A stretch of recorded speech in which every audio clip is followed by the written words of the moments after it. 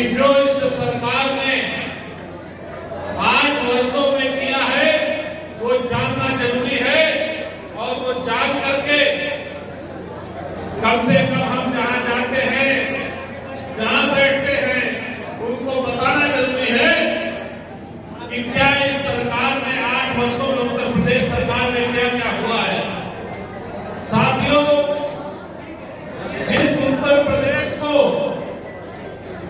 जिस उत्तर प्रदेश को लोग भय का प्रदेश कहते थे, जिस उत्तर प्रदेश को गुंडा राज कहते थे, आज उस उत्तर प्रदेश में सुशासन की सरकार है।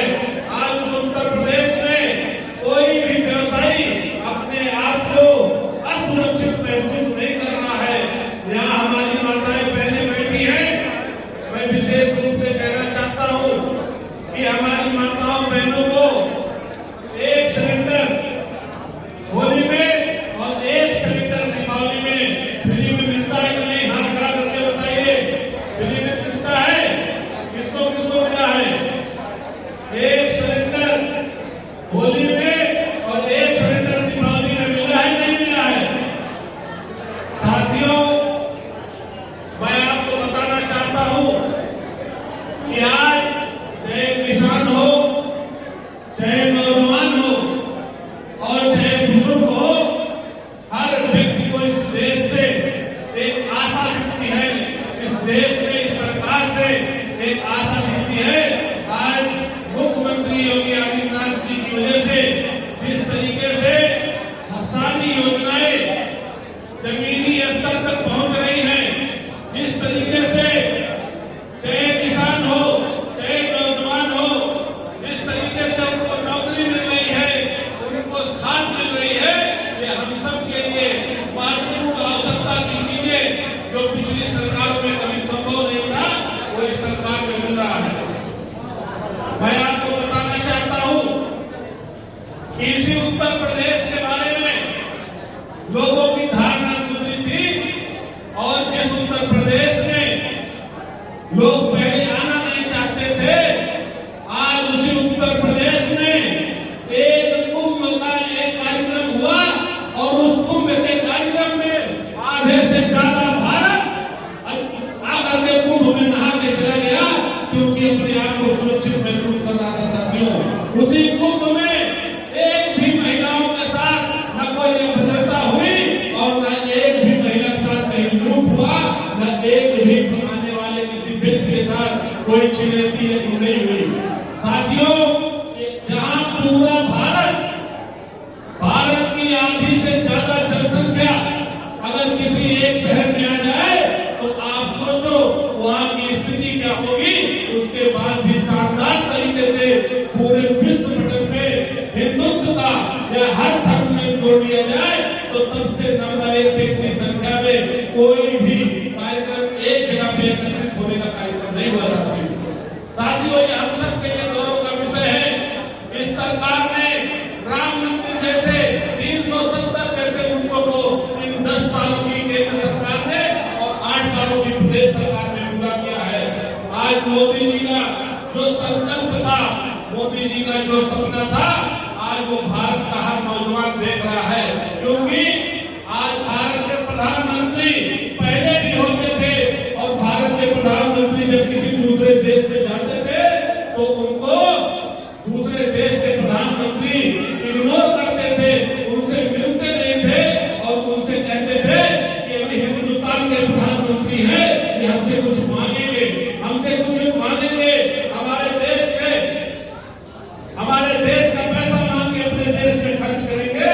लेकिन नरेंद्र मोदी जी जब 2014 में प्रधानमंत्री बने, उसके बाद आप ये देख लो कि जिस भारत देश के बारे में लोगों की धारणा कुछ और थी, वो प्रतिदिन प्रतिवर्ष बदलती चली गई और आज 10 वर्षों के अंदर ऐसा भारत का निर्माण हुआ है, ऐसा भारत बना है कि आज हमारे देश से सारे लोग कोरोना काल में वैक्सीन फ्री में, कई देश वैक्सीन फ्री में लिए।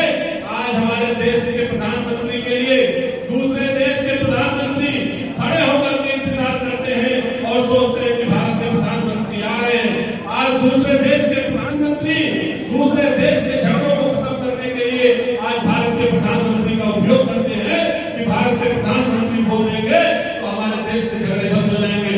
साथियों, मैं आपको बताना चाहता हूं कि जो एक नौजवान भारतवर्ष का भारत के प्रधानमंत्री से उम्मीद करता था, आज दुश्मन की छाती पे चढ़ के सर्जिकल स्ट्राइक करने का काम भारत के प्रधानमंत्री ने किया है।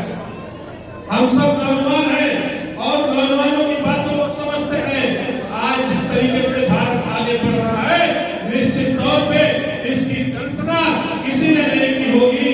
जिस तरीके से आज 8 साल इस सरकार योगी सरकार के पूरे हुए हैं और मोदी सरकार के 10 साल पूरे हुए हैं, ये हम सब के लिए एक गौरव का विषय है।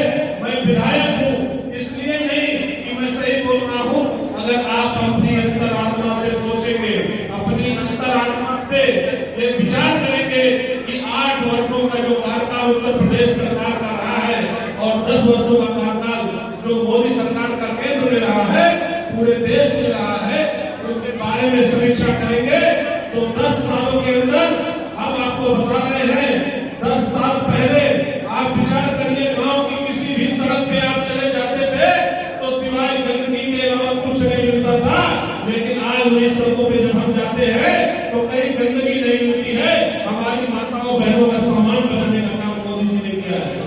आज मोदी जी ने जिस तरीके से शौचालय दिया, जिस तरीके से मकान दिया, जिस तरीके से उज्ज्वला योजना के माध्यम से भेज दिया, ये विशेष रूप से हिंदुस्तान की हर माँ हर बेटी अपने आप को गौरवान्वित महसूस करती है कि हमारे देश का प्रधानमंत्री नरेंद्र मोदी जैसा है।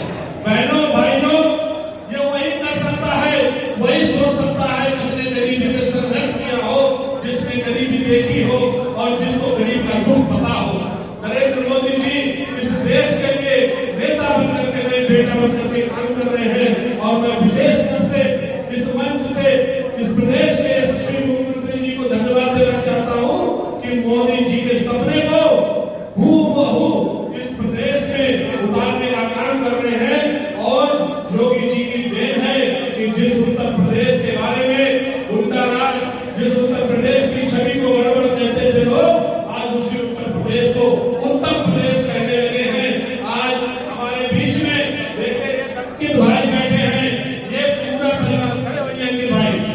मैं आप सबको बताना चाहता हूँ, ये बाहर पढ़े लिखे संपन्न परिवार से हैं और ये दूसरे प्रदेश में काम करते थे और आके अपने फरीदाबाद में इन्होंने होटल खोला है। ये इसलिए खोला है कि इनको विश्वास है उत्तर प्रदेश में अब उत्तर प्रदेश हो गया है। इसी प्रकार मैं आपको बताना चाहता हूँ एक बहुत छोटी सी कहानी। मैं वेदांता हॉस्पिटल में एक डॉक्टर के पास गया था और उस डॉक्टर ने, वो आर्थोपेडिक हड्डी का डॉक्टर था, उन्होंने कहा कि अंकुर जी, जब योगी सरकार यहाँ पे नहीं थी तो मैं डॉक्टर दिल्ली में था, कानपुर के कुछ लोग हमारे पास आए ऑपरेशन कराने के लिए और जब मैंने उनसे कहा कि हम आपका ऑपरेशन आज ही कर दे रहे हैं तो उस परिवार ने हमसे कहा कि ऐसा है, पहले हम जाएंगे अपने घर, अपनी बेटी को सुरक्षित करेंगे, अपने घर को सुरक्षित करेंगे और उसके बाद आगे ऑपरेशन कराएंगे। और उसका ऑपरेशन अति आवश्यक था। लेकिन उस महिला को अपनी तबीयत से ज्यादा, अपने पैर से ज्यादा अपने घर की चिंता थी, क्योंकि गुंडा राज 2017 के पहले इस प्रदेश में था। बुलडोजर चलेगा, बुलडोजर हर अन्याय के ऊपर चलेगा, किसी भी अन्याय को बख्शा नहीं जाएगा। ये बुलडोजर बाबा का बुलडोजर है। बाबा का बुलडोजर केवल अन्याय के ऊपर ही नहीं चलता है, बाबा का बुलडोजर